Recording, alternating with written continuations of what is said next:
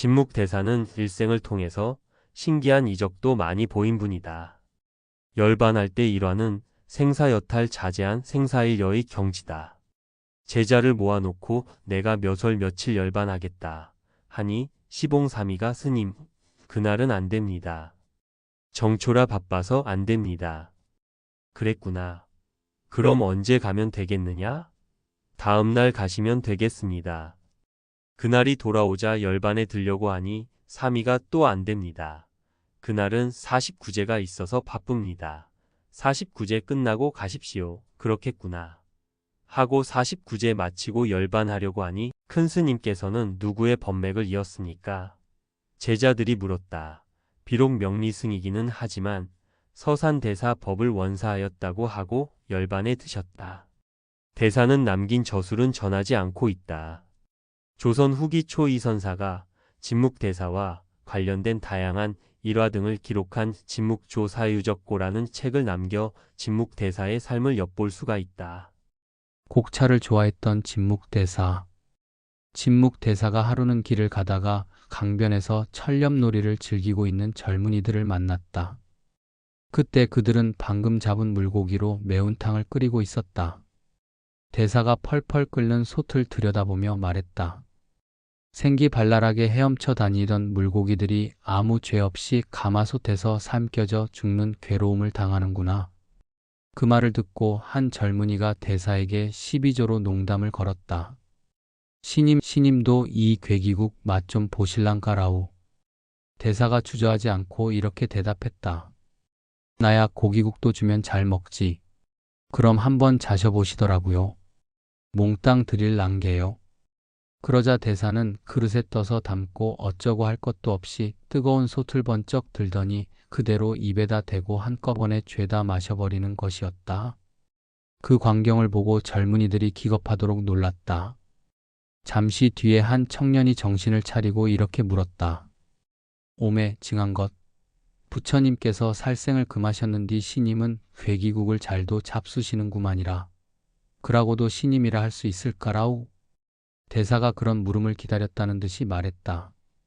이 고기들을 잡고 죽인 것은 내가 아니고 너희들이지만 나에게는 이 고기들을 살릴 재주가 있느니라. 그리고는 저만큼 하류 쪽으로 내려가더니 바지를 훌렁 벗은 뒤 강물에 엉덩이를 대놓고 태연히 대변을 보는 것이었다. 그런데 세상에 이런 신기한 일이 다 있는가? 스님의 학문에서 빠져나오는 것은 대변이 아니라 방금 먹은 매운탕인데 무더기로 쏟아져 나온 물고기들이 냇물에 떨어지기가 무섭게 꼬리를 휘젓거니 비늘을 번쩍이거니 하며 언제 죽었었느냐는 듯이 생기차게 헤엄쳐 돌아다니는 것이었다. 대사가 고기들이 마치 사람의 말을 알아듣기라고 하는 듯이 이렇게 일렀다. 물고기들아, 이제부터는 멀리 큰 물로 가서 논일되 앞으로는 미끼를 탐내다가 다시는 가마솥에 삼키는 괴로움을 당하지 않도록 하려무나. 그때서야 이 스님이 여간 법력이 높은 도승이 아니라는 사실을 깨달은 젊은이들이 앞다투어 무릎을 꿇고 용서를 빌었다고 한다. 옛날에 득도한 고승들이 사소한 계율에 얽매이지 않고 민중과 희로애락을 함께 했듯이 진묵대사도 도통한 데다가 풍류를 즐길 줄 알았으며 특히 술을 좋아했다. 하지만 사람들이 술이라고 하면 먹지 않았고 꼭 곡차라고 해야만 마셨다. 하루는 이런 일이 있었다. 진묵대사가 어느 날 산길을 걸어가는데 어디선가 향기로운 곡차 냄새가 풍겨왔다. 대사의 발길이 자신도 모르게 술 아닌 곡차 냄새를 따라갔다. 그곳은 어느 조그만 암자였고 그 암자의 중이 무슨 일에 쓰기 위해서였는지 술을 거르고 있었다. 대사가 물었다. 그대는 지금 무엇을 하는고? 그 중이 힐끔 돌아보더니 대꾸했다. 보면 몰라라우. 술을 거르고 있단게요. 곡차라고 해야 한 잔 얻어 마시겠는데 술이라고 하니 어쩔 수가 없어서 대사는 입맛만 쩍쩍 다시며 아쉬운 발길을 돌렸다. 그런데 잘 익은 곡차 냄새가 계속 따라오며 발길을 유혹하는 것이었다. 대사가 다시 암자를 찾아가 또 물었다. 그대는 지금 무엇을 거르고 있는고? 그러자 그 젊은 중이 화를 벌컥 내며 소리쳤다. 아, 술을 거른단께로. 늙은 중이 귀가 먹어 불었는가? 귀찮게 똑같은 소리를 몇 번이나 물어본단게요. 잉? 이 녀석은 구제불능이구나.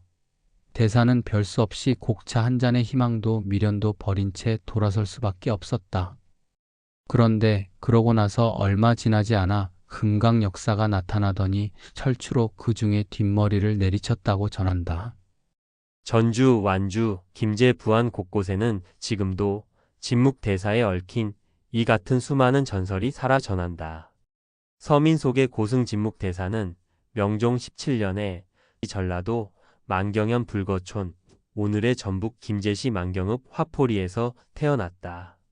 생전에는 석가모니불의 화신이니 소석가라고 불리며 수많은 전설을 남긴 진묵대사였지만 어머니가 조이 부인이라는 사실 외에는 속성과 속명이 무엇인지 가계가 어떻게 되는지는 전혀 알려진 바가 없다. 대사의 본명은 일옥이요. 진묵은 당호라고 하는데 어쩌면 일옥이 속명이고 진묵이 본명인데 잘못 알려진 것인지도 모르는 일이다. 어머니 조이 부인만 해도 조이가 성인지 이름인지 또는 다른 무엇을 뜻하는지 알 도리가 없다. 진묵 대사의 행적을 전해주는 기록으로는 초의 선사의 진묵조 사유적고 등이 있다. 진묵 대사는 7세에 출가하여 봉서사에서 사미승이 되었다. 봉서사는 전북 완주군 용진면 간중리산 2번지 서방산 남쪽 기슭에 있다. 봉서사는 신라 성덕왕 25년에 창건되었으며 고려 공민왕 제1 때 나홍화상이 중건했다고 한다.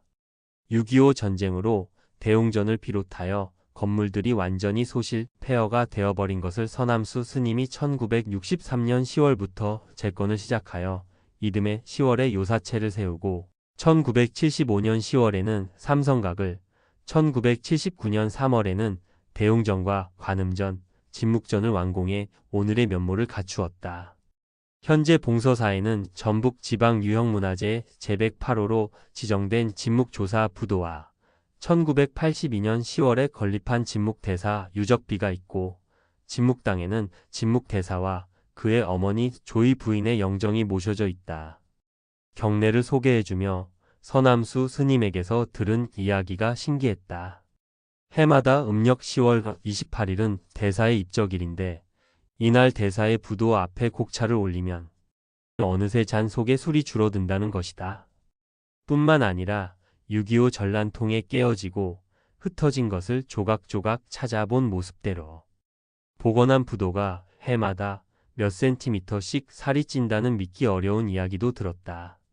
오도송, 청금지석산 위침, 월초군평의 작준, 대치거연인 기무, 가겸장수 개건곤, 진묵대사, 하늘을 이불로 땅을 자리로 산을 베개로 삼고 달을 촛불로 구름을 병풍으로 바다를 술통으로 삼아 크게 취해 거연이 일어나 춤을 추니 도리어 긴 소매가 곤륜산에 걸릴까 꺼려지네.